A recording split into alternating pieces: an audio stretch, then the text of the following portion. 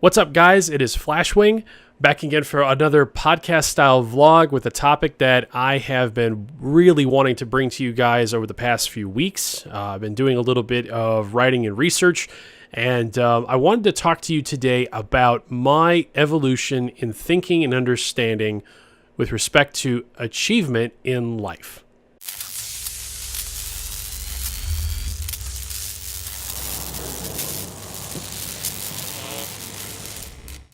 Now, this is definitely a topic that is a very relative and subjective kind of thing, where achievement and success are one of those things that mean a lot of different things to a lot of different people.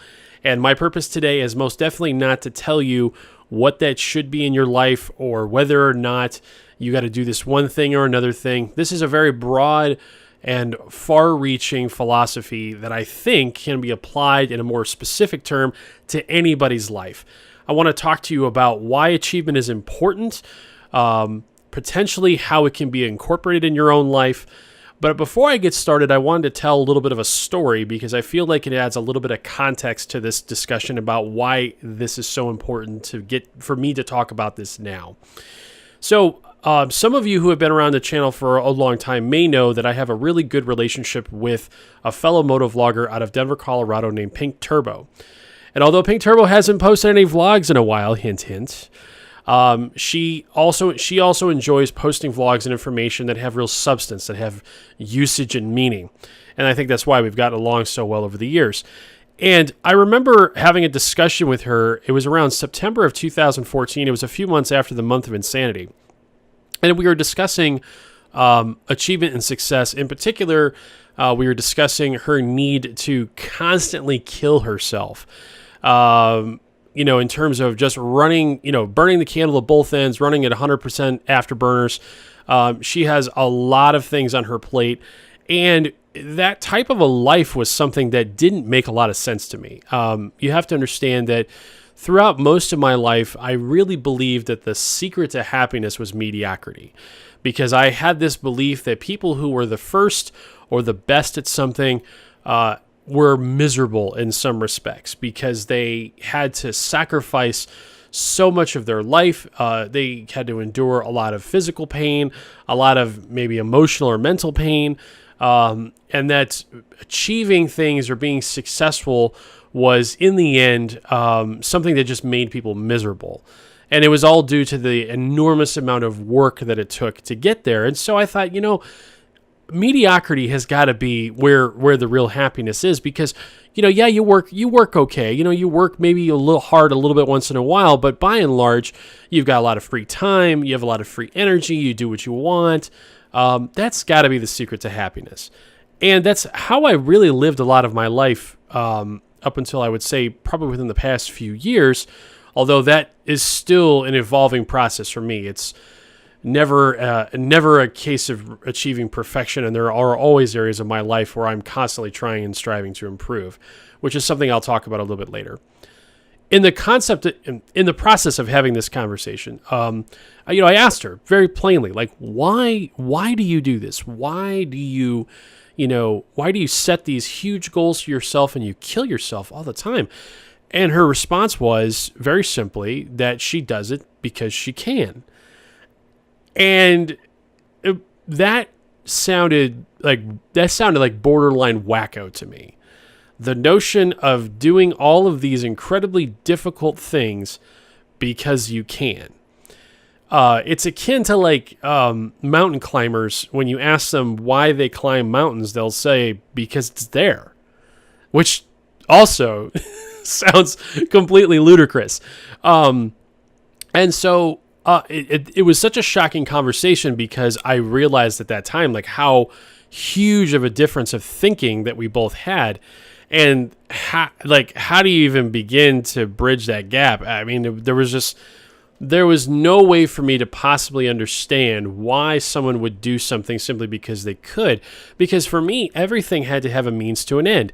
If I was to take a lofty goal of pursuing higher education, going to college, it would not be simply because I could, or simply because I had a mind capable of handling and absorbing the information and growing from it.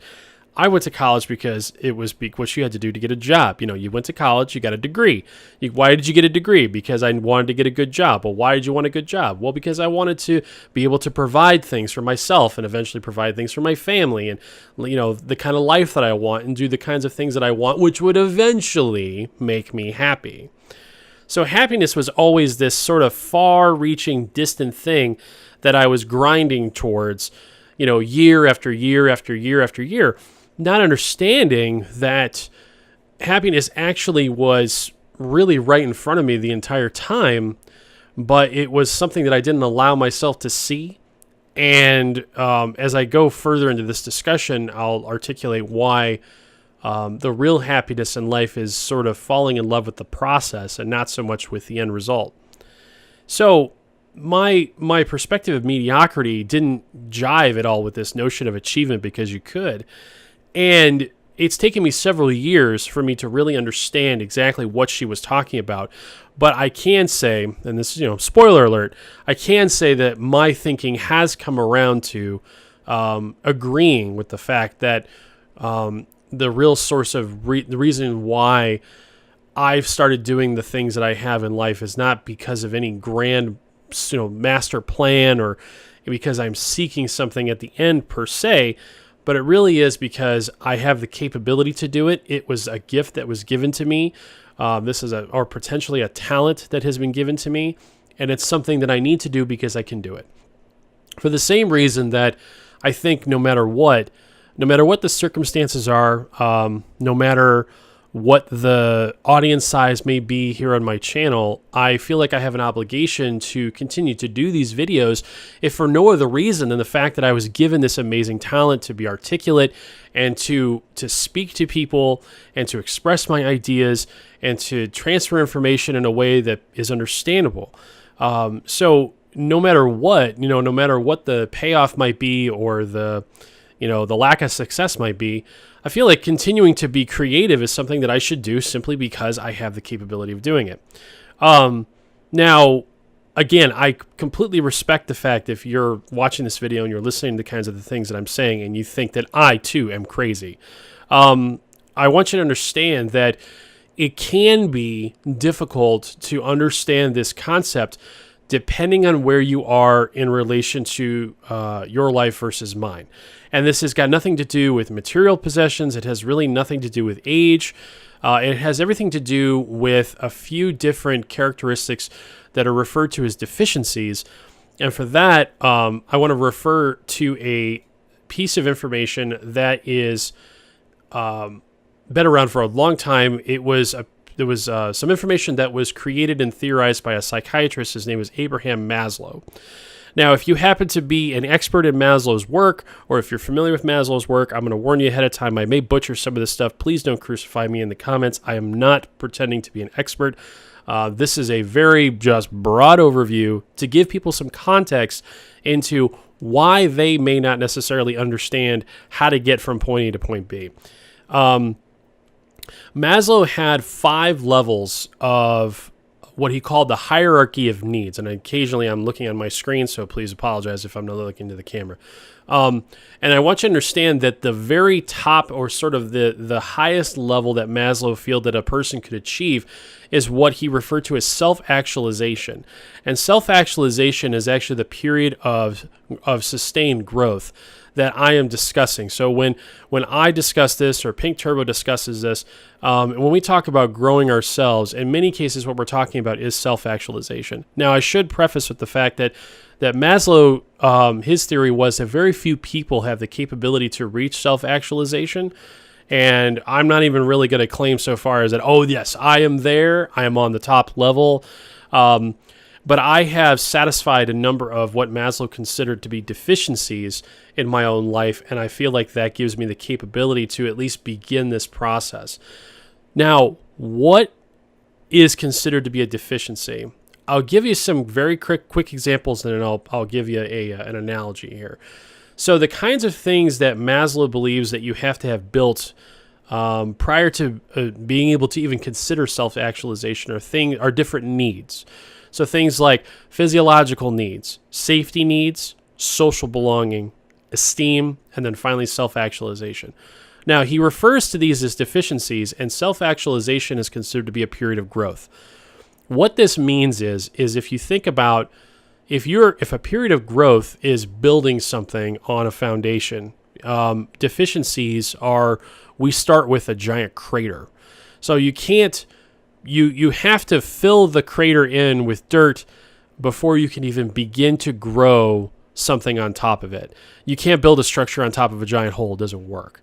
And that's essentially how you can think of your own life, is that we start with all of these deficiencies, and over time we have to find a way to fill in that hole and eventually get ourselves to the point where we have level ground, and then we can begin to grow as people.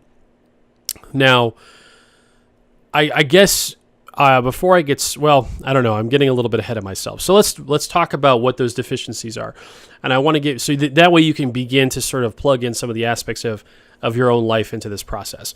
Physiological needs are very self-explanatory. Those are things like food, water, shelter, clothing, the kinds of things that you need to survive physically. So the next is going to be safety needs. Safety needs are things like personal security, financial security, health and well-being, safety nets against accidents, illnesses, adverse impacts. Also other things were like routine, structure, things like that. Those are the kinds of things that would fall into safety needs. And then you have social belonging. Social belonging, friendships, family, intimate relationships, things like that. Maslow believes strongly that people need a sense of belonging and acceptance within social groups or individuals. And then finally, you have esteem. And esteem, while having a bunch of various different types of descriptors, really does come down to a combination of self-confidence and self-respect. Being comfortable with who you are, being content with who you are, is very important. Now, there is a caveat to this, and that is that self-actualization is about growth. It's about becoming the person that you were meant to be. And I've often talked with people about this because there is a confusion that growth is about that growing yourself, about expanding yourself, about seeking new skills, about mastering skills, about mastering yourself or improving yourself is really about solving inadequacy, about resolving feelings of inadequacy. And I want you to understand that that's not it. And that if you have those feelings of inadequacy, if you're seeking growth, you're really trying to fill a deficiency somewhere. And it's a very tight rope to walk, but it is a very specific difference, and one that makes a huge, huge impact as to whether or not, like, what side of the scale you're on. You might consider it to be a nuance, but I feel like it's very important to emphasize the fact that it is that growth and achievement is not based in feelings of inadequacy. When I started my own journey in fitness, and this is just one area of achievement that I'm working on in my own life, it was because I was trying to solve a problem. I wanted to ride on the racetrack with my bike, and I knew I couldn't do that in my current physical state. I never considered the satisfaction that would come with growing, but I never felt like there was a real inadequacy there. In fact, to be perfectly honest, if I had really felt that there was an inadequacy, I'd done something about it. Even though I wasn't happy being a bigger guy, I never felt inadequate. I always felt, I felt perfectly comfortable being who I was. And so the key is to reach a point in which you are content and you are perhaps even a little bit proud about who you are and who you've become, but you're not allowing yourself to rest on your laurels. You want to keep moving forward. I really hope that you guys can understand this difference, because it is very key, because it's very easy to think that, you're just doing this because, you have some type of a, like I said, a feeling of inadequacy, or you don't respect yourself, or you don't love yourself, because there's a lot of that. There's this notion of self-love, about how you're supposed to love yourself for being who you are. I don't necessarily agree with a lot of this. I think that being content and proud with who you are is important, but I feel like we need to be constantly moving forward in our lives, because to be perfectly honest, my belief is if you're not moving forward, you're falling behind. So this is a very brief overview of some of Maslow's hierarchy of needs. Why is this important? I keep coming back to the why because I feel like this is the most powerful aspect of this conversation. And if you have come this far, you may be still seeking the why. Why should I care? Why should I do this? I've got all these problems. I have all of these, these challenges. The key really is, first, of course, you have to satisfy the deficiencies in your life, and you have to be objective about them, and then you have to work on those. You have to fill the hole in with dirt before you can build the foundation. And understand that problems will never go away. Like, this is not about having a problem-free life. In fact, really, it's really about taking on bigger problems than what you may have already taken on.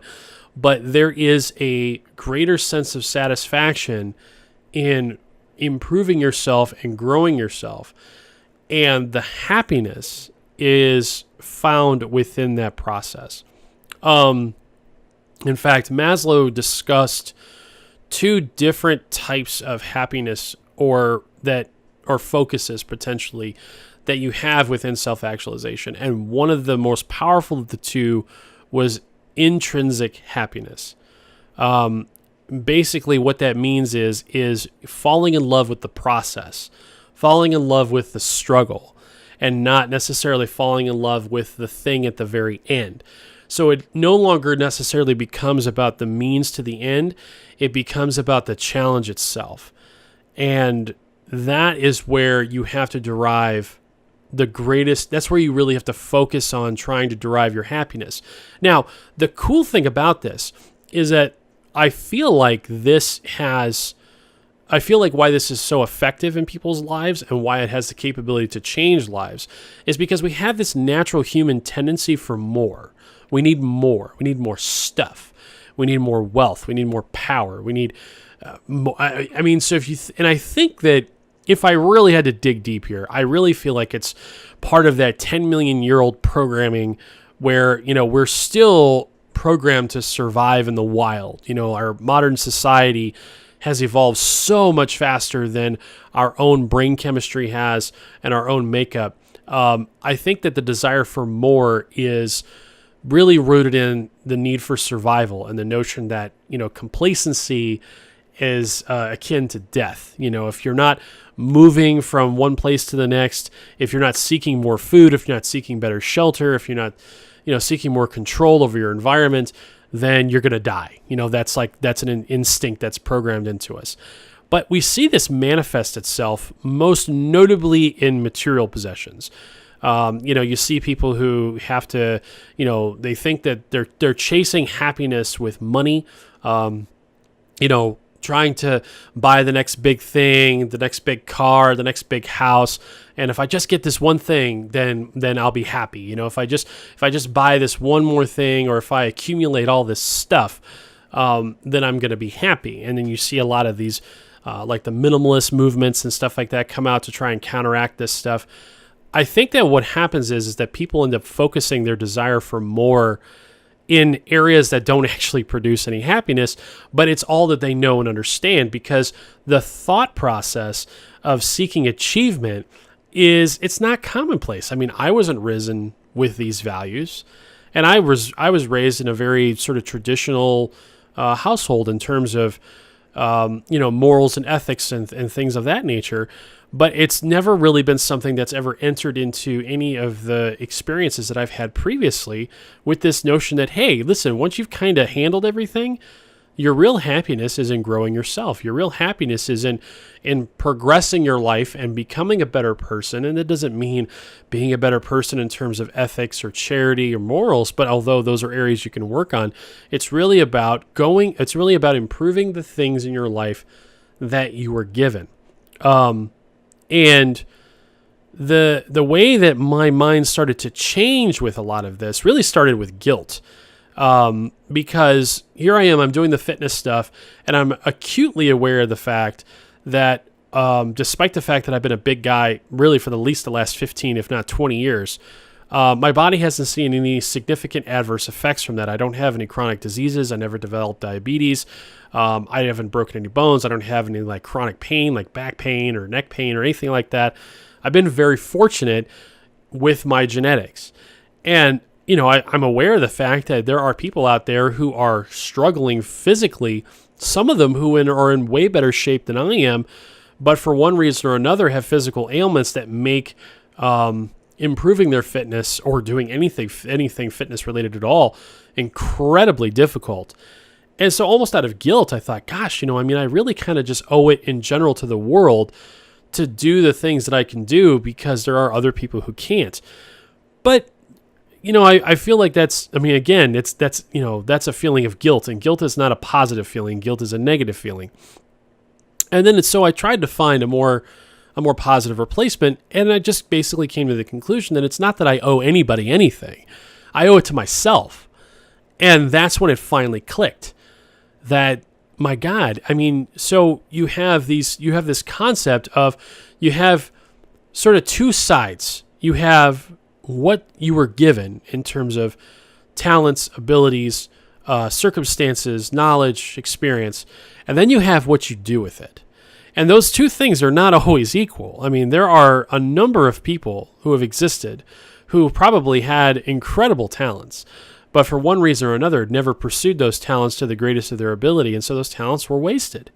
And that is where the foundation of self-actualization, I think, comes from, is this notion that you need to be the best version of yourself that you can be.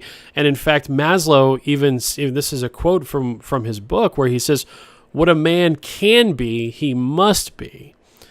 And it's really predicated in this notion that, we have an obligation to ourselves to pursue greatness, to pursue achievement and success in our own lives because of the talents and things that we've been given. Now, what is this? Like, this can be anything. Maslow said if you were born to be a great educator, be an educator. If you were born to be a great painter or a musician, not even creativity, if you were born to be a great athlete, if you were born to be a great speaker, find the talents that you have been given, the abilities and the skills, and seek those out to the greatest of your ability, and really try and fall in love with the process of pursuing that. Now, there is an interesting caveat to this that I wanted to inject another personal story of mine, and that was Maslow talks about, and I apologize, I'm looking at notes here. Maslow's talking about very simply that people are driven by two things. They're either driven by desire or they're driven by fear. And a lot of growth, I think, that people in general within our culture experience really is predicated on fear. Fear of dying. I have a number of people that I work out with at my own gym that are in there because the doctor told them, you're going to be dead in 5 years unless you do something. Fear of losing a job, fear of, being on the street after losing a job, fear of a loved one dying, encountering a near-death experience, and the fear of losing what life you have left. But Maslow acknowledged that desire is certainly a much more positive emotion, and therefore the most desirable to have of the two in terms of seeking growth. Now, one of the things that he talked about that I found very interesting is he was talking about chasing what he calls a higher bliss. And you could say that a higher bliss is chasing some type of a dream, a dream to do something. And when I was in college, especially, one of the dreams that I had was with cars. I thought about cars all the time. All I wanted to do was own a fast car. I wanted to modify the car. I wanted to have car friends and do car events. That's all I wanted to do, was surround myself with that family-like atmosphere, all of it predicated around the love of cars. And I experienced something that Maslow talked about, which is this aspect that some of us have these desires that we feel like we can't live without. And he says it's really important to seek these desires out and experience them for good or for bad, and to grow as a result of those experiences. But one of the key things about this is that higher bliss that we're chasing, whatever it may be, that we need to be open to the fact that after we experience it, that we may no longer be interested in it. And the reason why, very simply, is because we may outgrow it. We may find it boring. And I did that with cars. I have built what some of you who have watched my videos on my RX-8 consider to be like your ultimate dream car, your ultimate dream import. I have it in my garage. I can drive it anytime I want.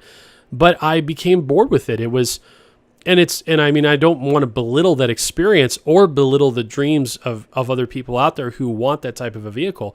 But I mean, I experienced it, and it wasn't exactly what I thought it was going to be. And so, I mean, eventually I've moved on to something else. I've moved on to motorcycles, which I find to be more rewarding and more challenging. But I suddenly found that all of the things that I had thought were going to be important to me, all of the experiences and desires that I thought I couldn't live without, as a matter of fact, I've outgrown them and I've moved on to something else.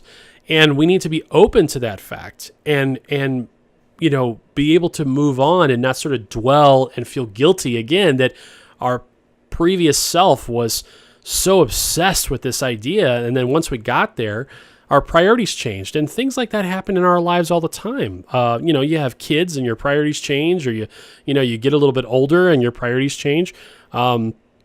Everything gets put into a different perspective. When you reach a different level of growth in your own life, your perspective changes.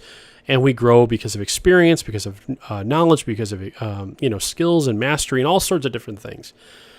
And so I guess there's another quote that I want to leave you with here, where it says, "Growth takes place when the next step forward is subjectively more delightful, more joyous, more intrinsically satisfying than the previous gratification, which we have become familiar and even bored."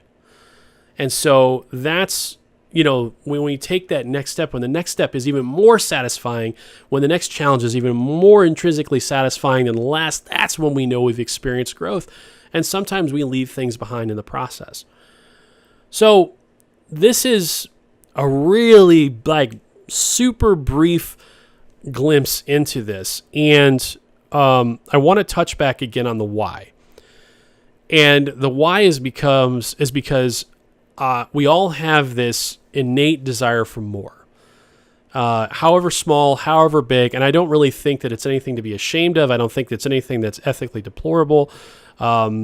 We have this desire to seek out more, and we need to find something to satisfy that. And I feel like the most, not so much productive, but I feel like the way in which we'll better the world, we'll better ourselves, is to do so through personal growth. And how you do that and what you focus on really comes down to the talents and the capabilities and the skills that you have. But the key is to simply do it.